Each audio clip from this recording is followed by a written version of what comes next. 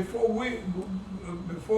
we get into anything as saved people, what are we supposed to do? Huh? That's right. We're supposed to see all of our matters, all of our business, all of our whatever we are going into, we're supposed to go to God first. That's right. We're supposed to pray about the thing. Now, if God say, okay, then it's okay. But sometimes He might not say nothing That's right. and don't show you anything. That's right. The word tells us to be quick to hear and slow to speak. Because once you speak something, and it comes out, you can't retrieve it. That's right. It's already out and done the damage. But you know, God is so good to us as saved people. God always warns us before something happens. He warns us not to get involved with that. This going to happen if you go down that road. And he gives us a warning. But do we heed the warning that God gives us? No. Not until we butt into it. That's right. Once we butt into it, What then we, the damage is done. oh, that's what the Lord was trying to show me. But we're into it now. Now we got to go back and do what?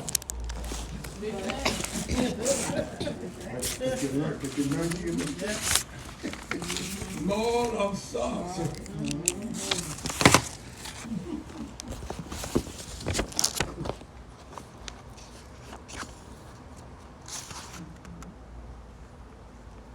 And you think we shouldn't, you think that we shouldn't make all the mistakes that we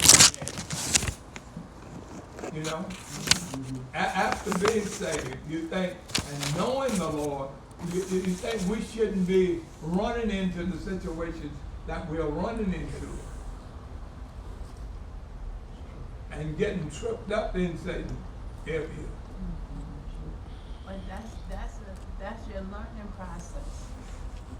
Yes, it's your learning process. So it's inevitable because you have to, if you never run into a situation or have a problem, how would you know you're growing? God has to test you and try you through the fire to let you to go to the next level. You're not just gonna sit right there and nothing happen. Right. So you gotta go. You have to experience it. This is salvation is a journey, experience journey. You're gonna have to go through things, and some things that you don't even want to go through, and not expect to go through. Some things we put our own self through, but some things God allow us to go through, or He take us through it because He want to take us to the next level. Right. You see, He gives us freedom of choice. Pardon me? We have a choice. Yeah. We can choose right or wrong. He's not going to take our freedom of choice. No. We have to make the right choice. And when we don't, we have to suffer consequences and learn from it and grow.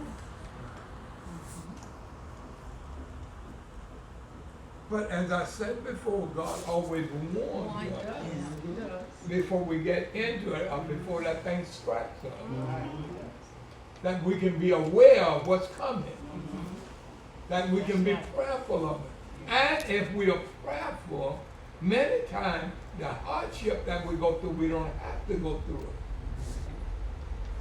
He'll make it, what he said, he'll make our burden light.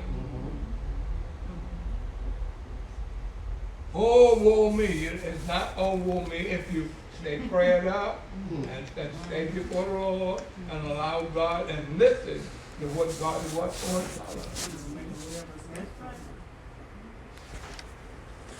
It's funny because I was just telling somebody else, our response to everything is very important. Because when God allows you to go through certain things, your response is very important. Because if you respond the wrong way, you're going to have to go through that test again. gonna have to, if you don't respond the way God wants you to respond, we have our own thoughts and our ideas Right. and our consumptions.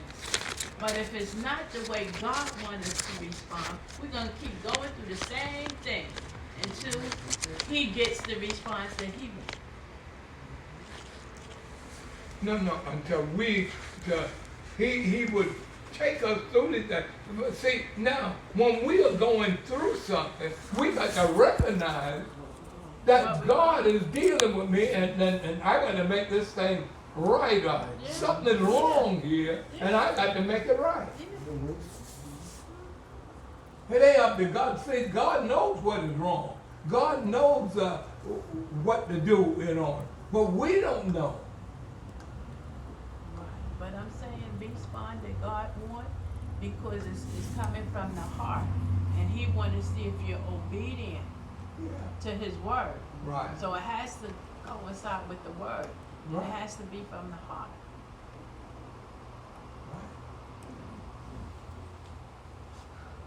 Anything else?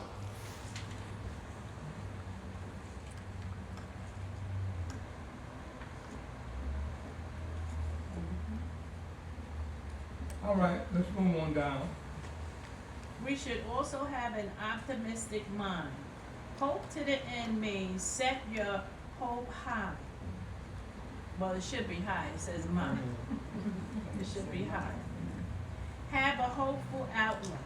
A friend of mine sent me a note one day that read, "When the outlook is gloomy, try to uplook." Good advice, indeed. It has to be dark for the stars to appear. The result. Hold on. Now, what did we say on that? We should have an optimistic mind. Hope to the end. Hoping for the best. We're looking for the victory. Right. Set your hopes high.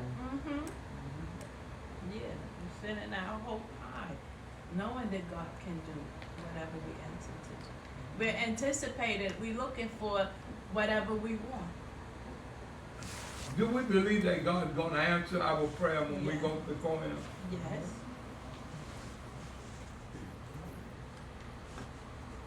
So our outlook got to be the same as our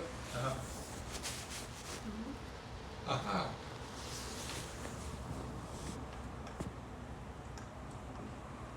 Hopeful. Our outlook has to be hopeful. We look, we're looking for something. We're anticipating it. Our outlook should be it's already done.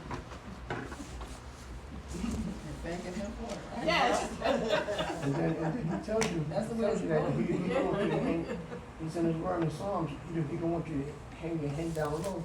So look up your head. But we don't do that though. No. We don't do that.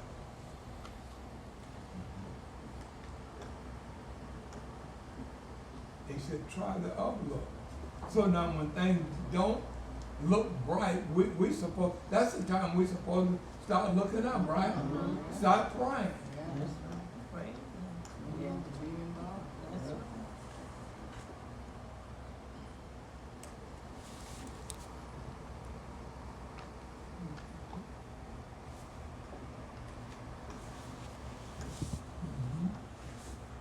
Read on that. The result of this spiritual mindset is that a believer experiences the grace of God in his life. To be sure, we will experience grace when we see Jesus Christ, but we can also experience grace today as we look for Him to return. We have been saved by grace, and we depend moment by moment on God's grace. 1 Peter 1:10. Looking for Christ to return strengthens our faith and hope in difficult days. And this imparts to us more of the grace of God. Titus 2:10-13 is another passage that shows the relationship between grace and the coming of Jesus Christ. The results of a spiritual mind a spiritual mindset is that a believer experiences the grace of God. Now, otherwise, we have to have faith in God. Yes. And if we don't have faith in God, how can we get anything from God?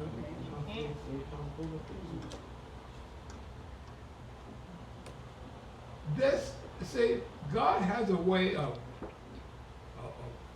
seeing how much faith we got. Will we step out on faith?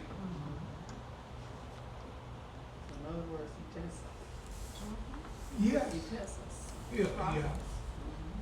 See if we're gonna have that faith.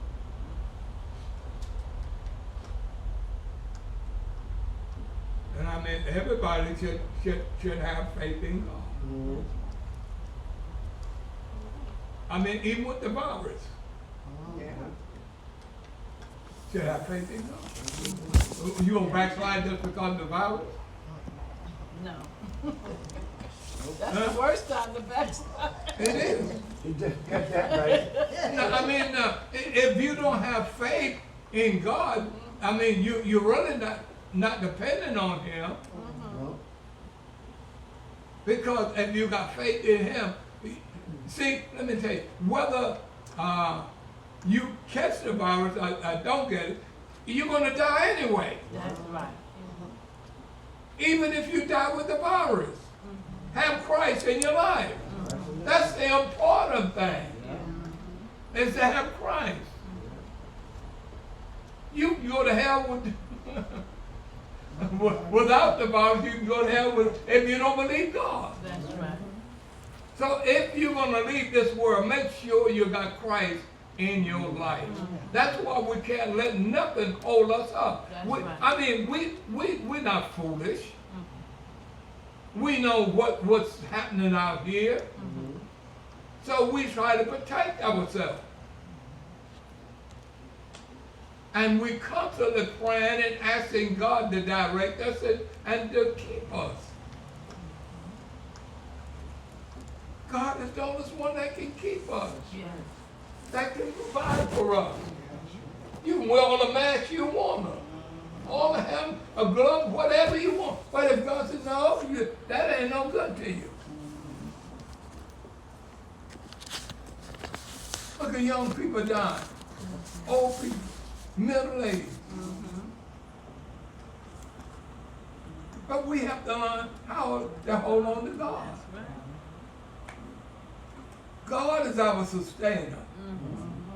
He's the one we look to. That's right. If we home, we got to depend on Him. If we're in the church here, we still got to depend on Him. But there ought to be a little bit more grace in you where you say, I'm going to run out to the church and I'm going to believe God enough to go to church. The churches shouldn't have never closed. The pastors should have been out there, not all these runners out there, protesters. It should be the ministers and saints of God crying out.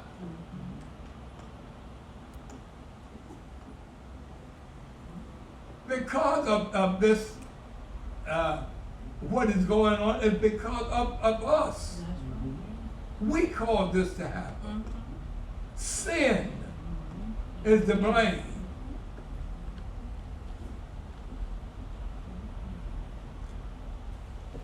You can put it on anything else you want to, but sin is the blame. It's the bottom line. 10 years ago, I think 30 years ago, you wouldn't see all the stuff that's going on today.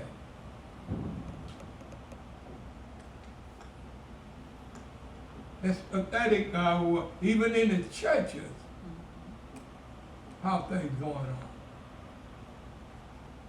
You got saints, they come and get saved, and they don't have a testimony, don't even testify to salvation no more. They forget about They don't testify. If God healed their body, they don't get up. They don't say, I thank God for healing me. I don't thank God for a roof over my head. I don't thank God for food in my closet. And who supplies your need?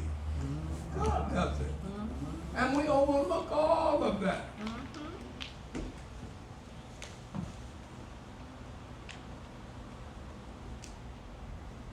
I mean, every good man or good wife look to hear some encouraging words every now and then.